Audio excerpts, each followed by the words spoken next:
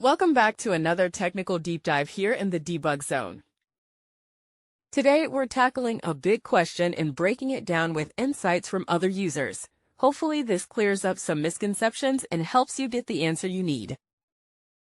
So buckle up, stay a little curious, and let's jump right in.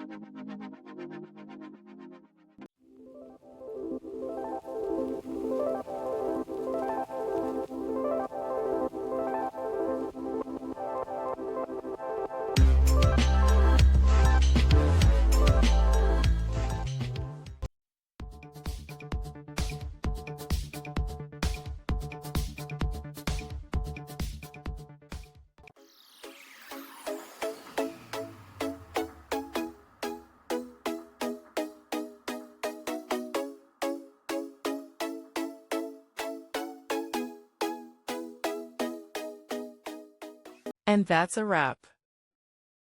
I hope you found the answer you were looking for. If you did, take a second to hit that subscribe button. It really helps out. And let me know in the comments which solution worked best for you. See you next time in the debug zone.